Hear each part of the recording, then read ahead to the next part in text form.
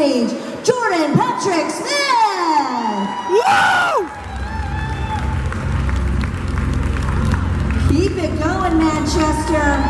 The celebs are welcome in. Jordan's here. And please welcome Gustaf Skarsgård! Woo! They've got the enthusiasm, see? They know what's up. Give it up for our star-studded celebrity panel. Gustaf and Jordan are here. How have the fans been to you here in Manchester?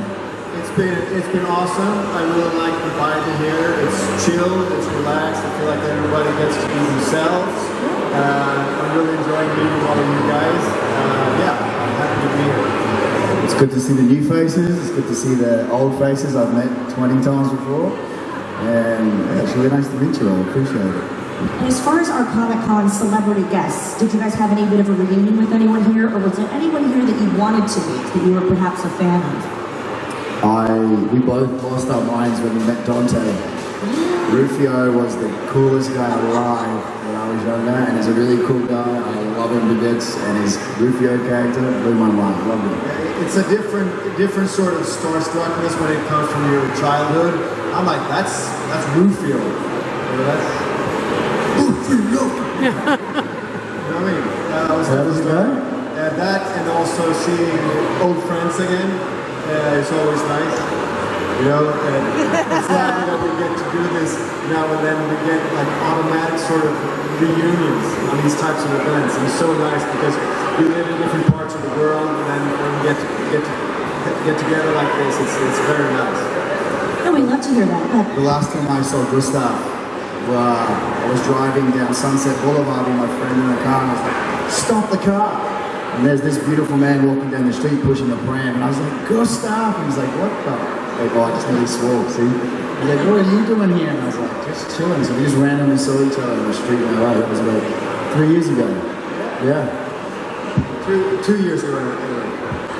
Because otherwise I would have been pushing a pram with no child in it. Basically 2 years. Which would have been weird, yeah. What franchises are you guys into, or were you into when you were growing up? Be it Star Wars, Star Trek, Harry Potter, Back to the Future. What was your sort of genre that you loved? Oh, really blasting past. Ooh. I think one of the biggest things that affected me when I was younger was movies like Robin Hood. I had a very unhealthy obsession with Robin Hood as a child. I used to go around and shoot the neighbours with my mate bow and arrow. I used to try and steal things from my mother. I was obsessed with Robin Hood. I wanted to be Robin Hood. I wanted to live like Robin Hood. It was literally my childhood dreams. Robin Hood Men in Tights as well. I was going to say, is that your favorite Robin Hood film, Men in Tights? I was a big fan of that one too. Yeah. I can quote nearly half the movie. That's so fun because I also wanted to be Robin Hood as a kid. Yeah. We had like on VHS, we had the old Errol Flynn Robin Hood. And I would just watch that over and over again as a child. So I even started training like horseback riding because I wanted to be Robin Hood. But it was just me and this other guy and all girls riding indoors in circles. So I was like, this is not what I signed up for. Luckily, I then sort of ventured onto a career where I got to swing a lot of swords and shoot a lot of bow and arrow and ride a lot of horses and stuff. So that was like perfect for me. But I was a fantasy nerd growing up. I loved like the first time my parents read The Lord of the Rings to me, I was like 8 years old, and that was mind blowing. Like that whole universe, that deep sort of, I don't know, this like some sort of nostalgic feeling to me about fantasy. It like ties back to some core human thing. I don't know what it is, but like medieval fantasy has always been my thing. Dungeons and Dragons and Tolkien and all that stuff. I love that stuff. Become an actor or we will adopt you away. The first occupation that's presented to a child is the occupation of a parent, right? And I guess I was just curious, like, what is that thing that dad is doing that's so much more important than his children? There has to be something in that. So I was like, I was. Okay. Collective awe from everybody. I'm just kidding. He was a great guy. Talk about your therapist. No, but what I mean though is like, if you have a parent that is working with something that they're passionate about, obviously you're bound to get curious about that thing, right?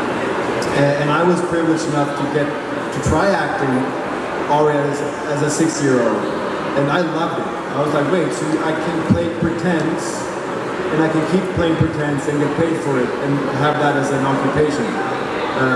It's a bumpy road to get to that privileged position, though, as an actor for anyone, even if you're born privileged as I am. But yeah, so I got bitten early on, and yeah, never looked back. I'm so glad you did. How about you? How did you get into the world of entertainment, this wild industry? I actually think about this all the time, and sometimes I don't know, but I think I kind of grew up the opposite. I grew up with a single mother who couldn't talk. If I put her in this position right now, she would freak out. She can't talk to more than 3 people at once. But I was raised in Scotland, where a lot of the times it's very cold, and it was raining a lot, and I was just obsessed with TV, movies. My mum had to get me tested when I was younger because I watched Lady and the Tramp like 100 times over. I just wanted to keep watching and watching.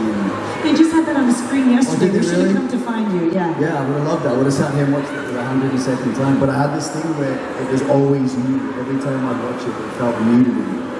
And I was obsessed with TV, and I wanted to be in the TV, and I would go around the back of the TV and see if I could get in it that way. I just wanted it. And then I met a guy when I was 13 who, his dad was a famous actor, and he says, I'm an actor. You can be an extra if you get out of school for a few days. And then I was watching the extra, I started as an extra, I was watching the lead actors, and I was like, I want to do it, I want to be them. So I called an agent the next day, and I was like, I'm going to be an actor, can you sign me? And she was like, who the hell are you? And I was like, I'm going to be an actor, I want to do it.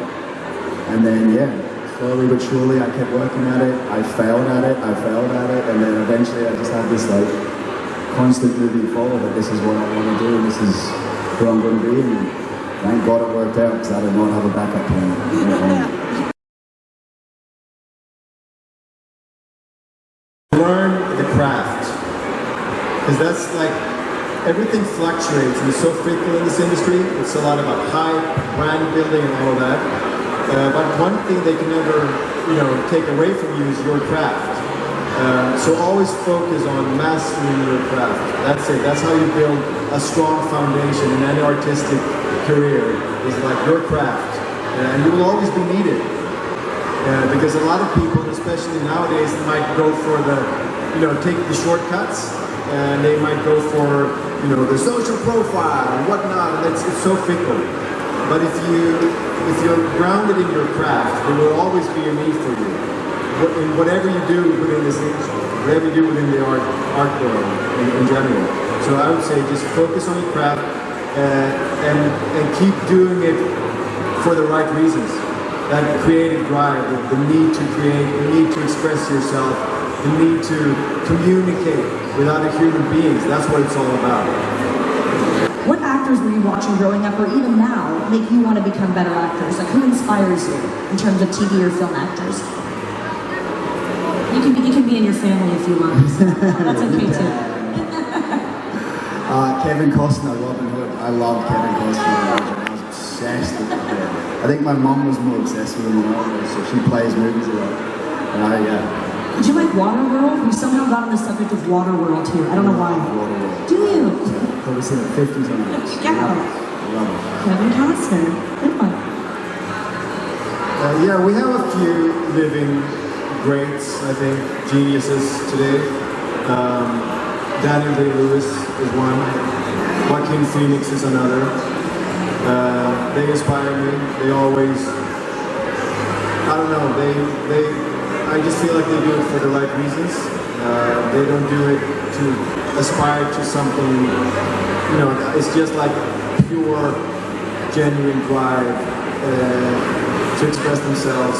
And it's also, it always costs something, and I don't know, to me that's what it's about, they always put in the work, and there's like, I don't know, there's a reluctancy almost to put yourself in the position of being that exposed with your emotions and yeah, there's something inspiring in that, I think. Well, guys, definitely come up and ask a question. I think we've intimidated you by the fact that we have to be a little vague. I'll ask one more question as you guys come up with your questions. How much research goes into a role for you guys, particularly one that has a lot of historical fact and a lot of background story, if you will? Well, I always try to do as much research as I can, but also trying to strike the balance of not overdoing it. Because a lot of times it's just like, you just need to do enough research or preparation to put yourself in a position where you can own the character. And that's the most important thing. And sometimes if I'm in doubt, I tend to research more. But that's just to know that I have done what I need to do, that I come well prepared, right? And it's also inspiring, because once you do the research, you come up with ideas. Like, okay, well maybe I can, explore that area, and that can, make me make certain decisions with my performance. So it's like you're expanding the universe of the character now. Yeah, I don't do any. I just watched what he was doing in that particular show and copied that. Just make him Google stuff for you? Just looked at him and he looks like he knows what he's doing. He's done some research, I'll copy that. He's cracked a book. That's he knows what he's doing. For dancing.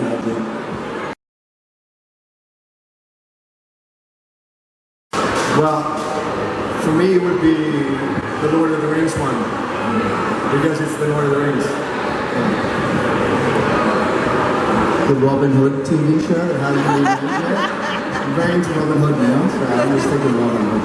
Can someone get this guy a pair of tights or anything? Yeah, we want to see this Robin Hood. What do you think, Manchester? I think you do a great job. You find me, I'm not putting tights on, I shouldn't say that. You know that this is the place we're going to come bring you cosplay for Somebody's Robin got Hood. tights and I'm not putting them on for now. Sounds like a challenge. Give me a beer and I might get it.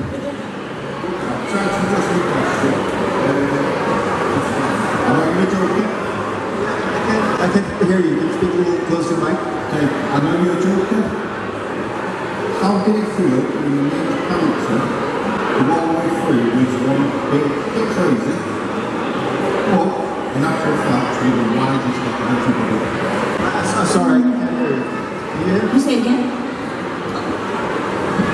I don't know if he was the wisest out of everybody. I don't know. Yeah, so I would interpret this as a very general question about the link between the insanity and genius. And there's a lot to be said about that. If you push yourselves beyond the comfort zones of normality, there's a treasure to be found there. There's wisdom to be found there. And certain characters dwell in that twilight.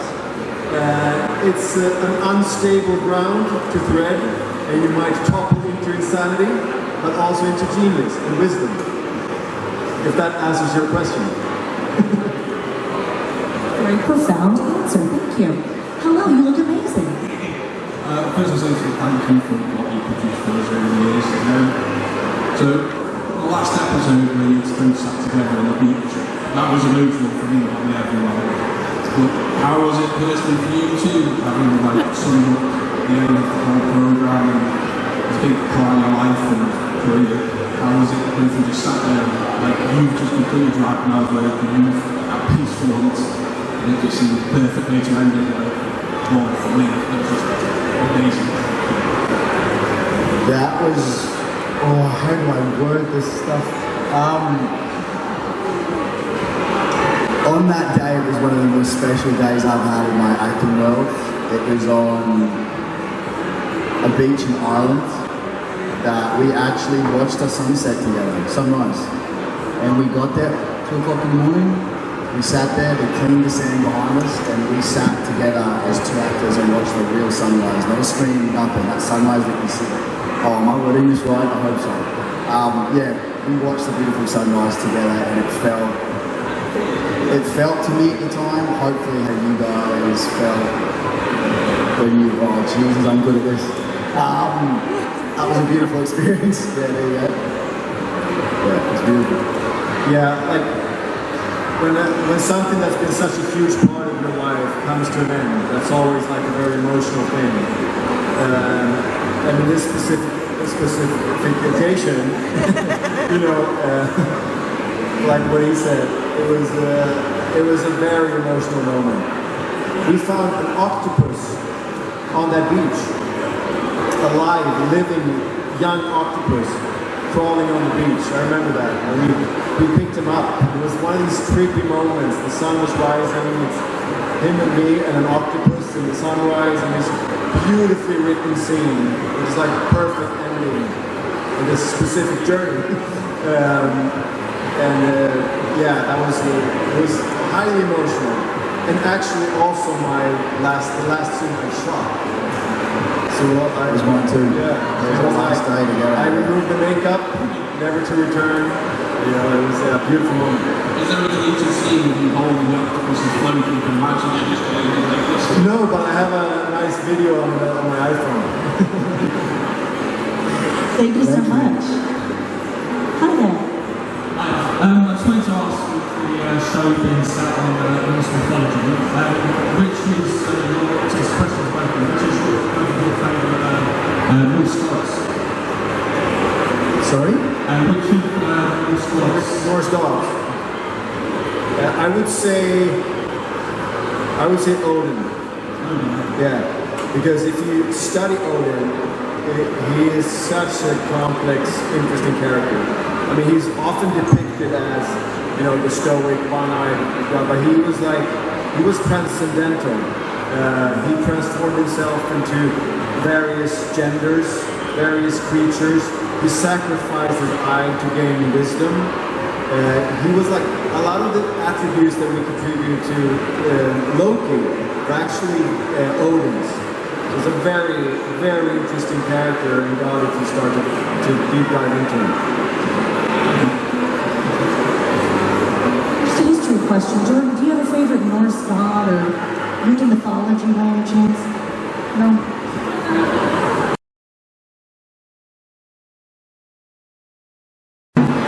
I would go with Princess Mononoke. I love your outfit, by the way. You look amazing. You look really good. You look cool. I've seen that movie about 100 times.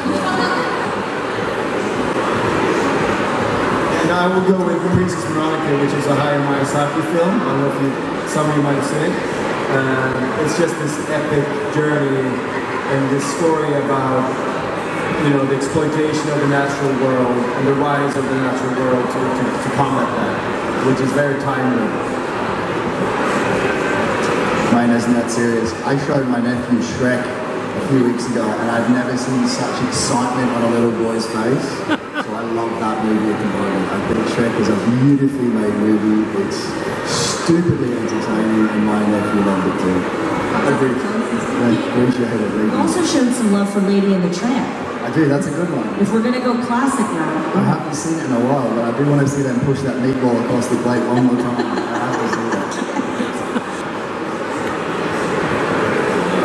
I want to know, I'm getting married in a couple of months, and what advice would your partners give to me for a good marriage?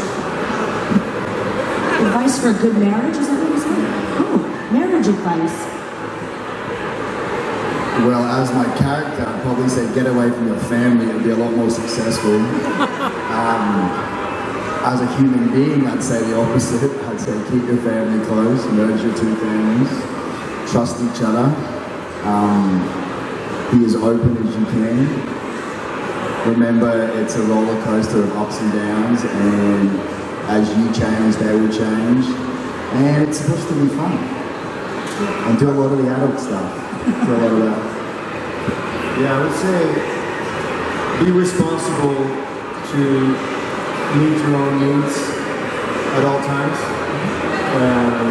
and do not project that onto the other person. So you can be giving and open. You know, like there's this beautiful passage in The Prophet by Khalil Gibran, and he writes about the marriage. And he says that marriage should be like two pillars, and there has to be space in between them in order for a roof to lie on them. You know, if they stand too close, if you become interdependent or like dependent on each other in a dysfunctional way, the roof is going to collapse. So it's important to have that space in between them and take responsibility to be stable on your own as well. Yeah. Thank you. Thank you. What a great question. Thank you for that. Hello. Awesome. Have you done it already? Awesome. So in case you all don't know it, this man has a beautiful tattoo, two beautiful tattoos on his leg already, and then he asked me to sign them, which I did. And he's going to go off and have the signature tattooed in. That's respect. Right after this he's going. Wow. Round of applause, yes. His question for Floki is, if you didn't get your roles, who would you like to play? I can't answer that. Do you mind if I I was just about rephrase? to as well on that. If I'm you going to play the very old man. I would say that's too show specific to answer. Maybe. And Ubbe, do you take looking for a show? Are you going to beat you? Lots. Yeah, I pretty much left my clothes in Ireland and took everything, which made it very hard to get through the Australian customs. You could probably carry a gun through Australian customs more than wood, and most of the armour and stuff that we had, everything was made out of wood. Nearly everything, not armour, the swords and stuff was made out of wood. So I went through customs with suitcases full of stuff. And now it's at my mother's house. She has no idea what to do with it, but there's like a whole armoury in her house. A lot. I can't comment on it, but I sailed home. Thank you so much. Thanks, man. Yay, thank you. That was very good. Hiya. Hello. This might be required to answer this question very vaguely or necessary, but what was the favourite scene from a certain creative game show that you like to film? You had like a favourite scene you had to pick up to film? Might be a little specific. Not too specific. 5:15. Running along. What time of the day do you like to film? 5:15 for you. Yeah. Do you have another question? Anything more random? Keep it fun. I mean, my other question would have been something similar to sort of yes, if you have any of your like characters memorabilia maybe?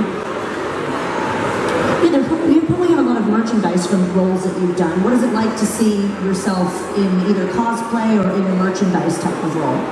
I have a whole cupboard at home of every. Yeah, I take a lot. So, at all the shows I've done, I've got the suits that we do, the shoes. Normally, every show that I do, I get the script for my first day, and I get everyone who's in the script to sign it. So, any show I've ever done, I get every person who's in that episode to sign it, and I keep it stored away in this book. And yeah, that's always something I like to keep. I'm sort of the opposite. I used to be that when I was younger, but now I'm sort of like, I like to sort of shed the skin of the role. So, I mean, I keep it in my heart, obviously, the experience and the lessons and the people. But in terms of objects, no.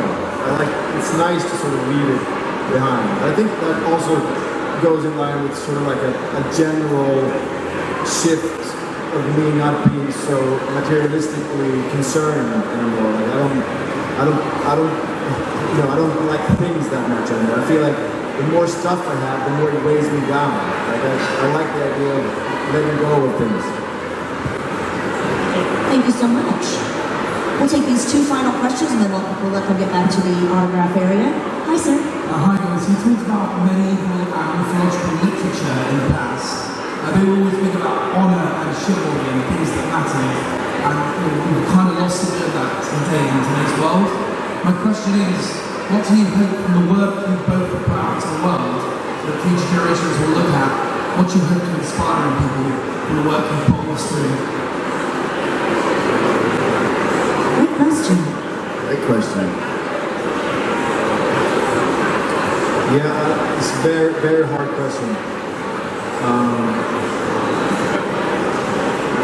I don't know, maybe I always try to complicate things, right?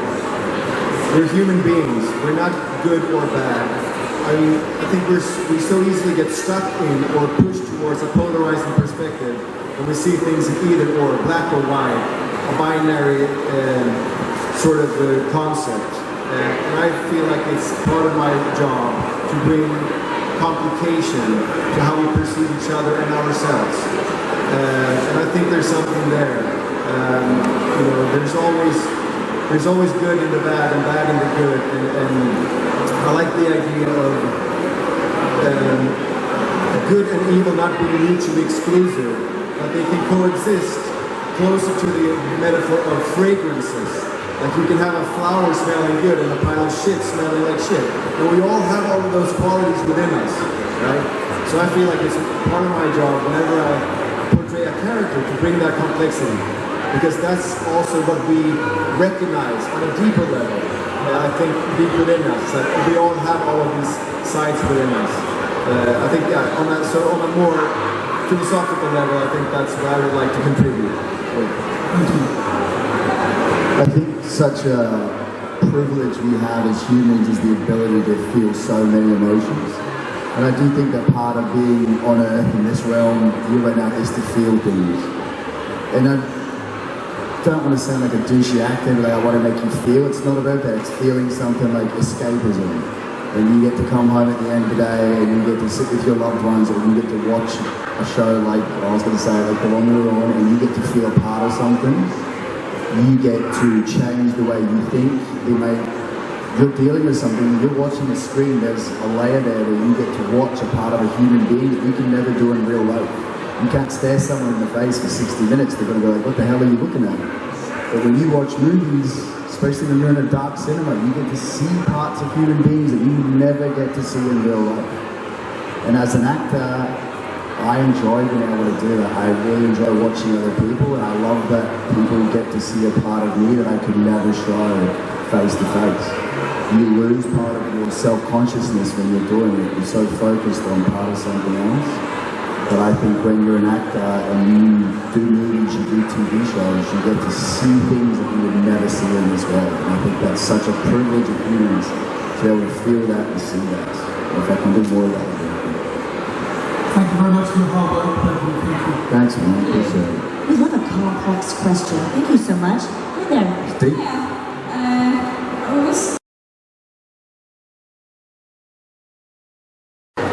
Clam.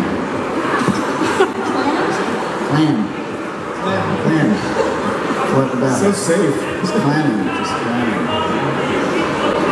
Well, I mean, for me, it would be between some sort of bird, because then you'd be able to fly and do all that, like an eagle or something. Or no, I'd probably go for like some sort of cetacean, like orca or dolphin or something, because they're so highly intelligent and social, and to be able to do all that thinking, all that stuff in the water, I think they're having a good time. They're also very playful and social. I think in many ways they're closer to us, and to be able to experience subjectively what it's like to have a massive brain like that, to be able to communicate with echolocation, and yeah, probably go for some sort of dolphin. Why don't you want to be a clam? I eat clams. Okay, if I can be a clam, I'd be a whale with Gustaf, right? Yeah. Thanks so much. I appreciate it. Thank you. Yeah, clam is very chill. They don't do much. They just kind of hang out. Would you have a pearl? Absolutely, too. What a dumb question, Val. Final question from me, guys. Great questions from all of you. Thank you so much for being so creative. Final question from me, guys. What are you looking forward to after Manchester? Whether it's something you're personally looking forward to, or what are your plans after today? Yeah, I look forward going home. Like I have two little kids back home, So I look forward to going home to them, to see them. And I'm going home to meet my little child in 3 months' time, so I've got a lot of things to get together before I got a little man on the way in 3 months' time, so I have no idea what I'm doing, and I'm very nervous, but I'm having a little day. Wishing him the best of luck, right, guys? Maybe have some plans for dinner, you'll be fine. Maybe a little time. Baby Kev. Guys, please show your appreciation for Gustaf and Jordan. It's been such fun. Thank you, everyone. Thank you so much. Keep it going for Gustaf and Jordan. They will be here in the celebrity area signing autographs, taking Thank you guys so much. There's more to come, and don't forget we have our cosplay station right over here.